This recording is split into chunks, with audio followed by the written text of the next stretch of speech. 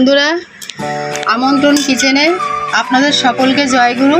আজকে আমি ছোলার ডাল দিয়ে ধোকা বানাবো, আপনারা দেখতে থাকুন। কিছু উপকরণ নিয়ে নিয়েছি, সাথে তো নুন, হলুদ, লঙ্কা আছে। কাঁকরোল ভাজা করব, আমি সব কেটে নেব। বন্ধুরা, ডাল আমি পেস্ট করে নেব। একটা কাঁচা লঙ্কা দিয়েছি, আর ছোলার ডালটা দিয়ে দিলাম।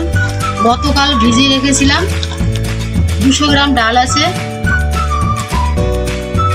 বন্ধুরা, সব ডালটা আমি দিলাম না, এর সাথে 4 টুকরো কুমড়ো দিয়ে দিলাম, আর 1 টুকরো আদা দিয়ে দিচ্ছি। আমি এখন এটা বেটে নেব, পেস্ট করে নেব। আর এই শিলে আমি এই আদাগুলো বেটে নেব। আদা জিরে আমি শিলে বেটে নেব। আর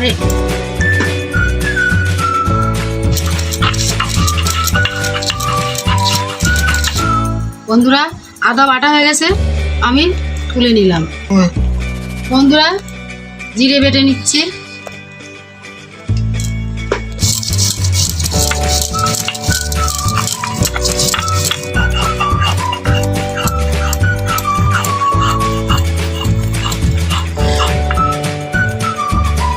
বন্ধুরা, দেখুন কত মিহি হয়েছে, একদম চন্দনের মতো করে বেটে নিয়েছি। এখন তুলে নিচ্ছি। বন্ধুরা, আমার ডাল বাটা হয়ে গেছে। আমার শিলে তো বাটতে অসুবিধা, শিলটা খুবই ছোট, ওই জন্য মিক্সচারে করে পেস্ট করে নিয়েছি। দেখুন, আমি এখন কড়াইতে কালো জিরে ফোড়ন দেব, দিয়ে এটাকে টেলে নেব। বন্ধুরা, কড়া বসিয়ে দিলাম, গ্যাস কমানো ছিল, একটু বাড়িয়ে দিচ্ছি। কড়া গরম হয়ে গেছে, তেল দিয়ে দিচ্ছি। বন্ধুরা, কালো জিরে দিয়ে দিলাম, অল্প একটু হিং দিয়ে দিলাম। এখন বাটা ডালটা দিয়ে দেবো, ভালো করে মিশিয়ে নেব।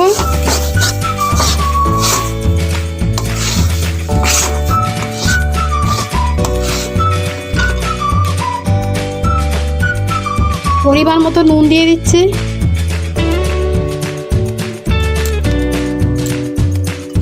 শুধু নুন দিয়ে ভালো করে, আর একটু জল আছে, জলটাকে শুকিয়ে নিয়ে তারপরে নামাবো। ভালো করে এখন নাড়াতে থাকবো, যাতে না নিচে ধরে যায়, লেগে যায়। বন্ধুরা, আমি ডালটা অনেক শুকনো করে আমি ভেজে নিয়েছি।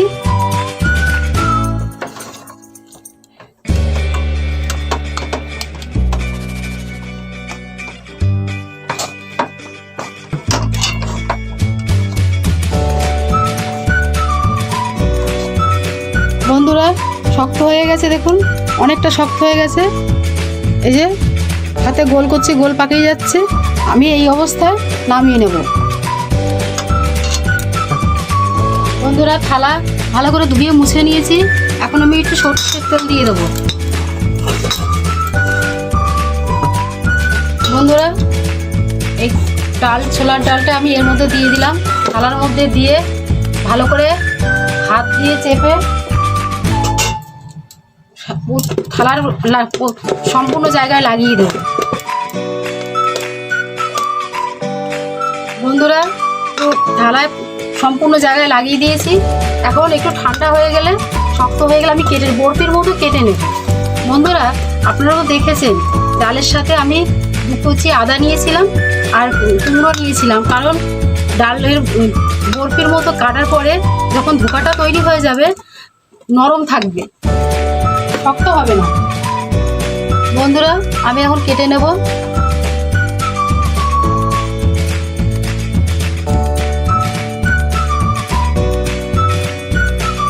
বন্ধুরা, দেখুন কত সুন্দর হয়েছে।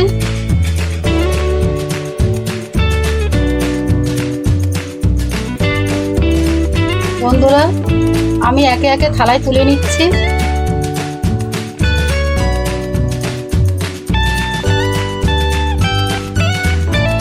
ডালগুলো সব আমি কেটে নিয়েছি, এখন তেলে ভেজে নেব।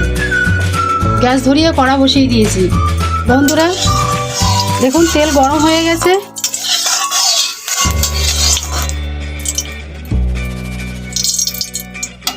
আমি একে একে ধোকাগুলো দিয়ে দেবো। এটা হয়ে গেছে। আর দেখুন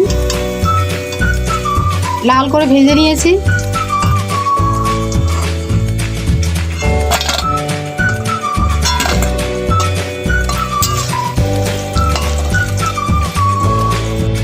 বন্ধুরা বাকিগুলো দিয়ে দিচ্ছি।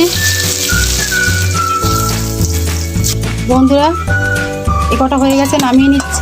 তেল দিয়ে দিলাম, আলু ভেজে নেবো এবার। বন্ধুরা তরকারিটা আপনারা সাদা তেলেও করতে পারেন, কোনো সমস্যা নেই। হলুদ নুন দিয়ে আলুটা আমি ভালো করে ভেজে নেব, লাল করে ভেজে নেব। বন্ধুরা লাল করে আলু ভেজে নিয়েছি, গ্যাস কমিয়ে দিয়ে আলুটাকে নামিয়ে ফেলছি। বন্ধুরা এই আলু ভাজার তেলেই আমি একটা তেজপাতা দিয়ে দিলাম, গোটা জিরে দিয়ে দিলাম, আদা বেটেছিলাম দিয়ে দিচ্ছি, টমেটো কুচি দিয়ে দিলাম,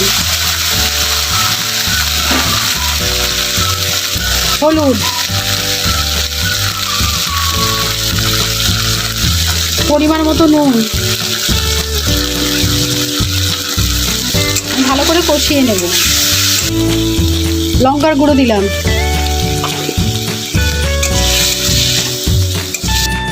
বন্ধুরা যতক্ষণ না আমার টমেটো নরম হয়ে যাবে ততক্ষণ আমি কষাতে থাকব।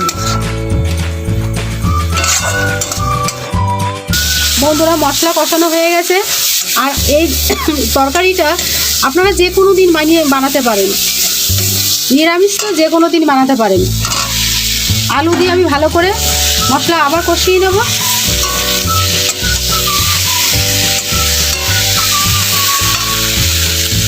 একটুখানি জল দিয়ে দেব। বন্ধুরা দেখুন কত সুন্দর করে কষিয়ে নিয়েছি আলু। সম্পূর্ণ নিরামিষ হচ্ছে তরকারিটা। আলু কষাতে কষাতে সিদ্ধ হয়ে গেছে। আমি এখন জল দিয়ে দেবো। বন্ধুরা পরিমাণ মতো জল দিয়ে দিচ্ছি।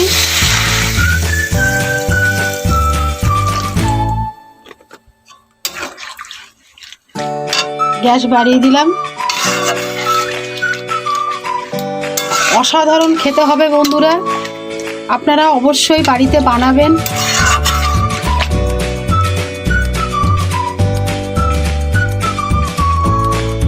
বন্ধুরা আমি চাপা দিয়ে দিচ্ছি মিনিটের জন্য। বন্ধুরা তরকারি হতে হতে আমি এই কাঁকরোলটা নুন হলুদ আর একটু লঙ্কার গুঁড়ো ভালো করে মিশিয়ে রাখছি।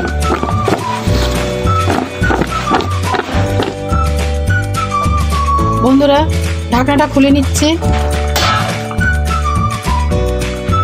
এখন আমি দিয়ে দেবো গরম মশলা, জিরে ধনে আর একটা তেজপাতা ভেজে গুঁড়ো করে রেখেছিলাম, এই গুঁড়োটা দিয়ে দিচ্ছি।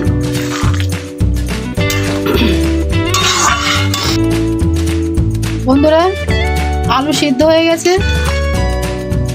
আমি এখন ধোকাগুলো দিয়ে দেবো।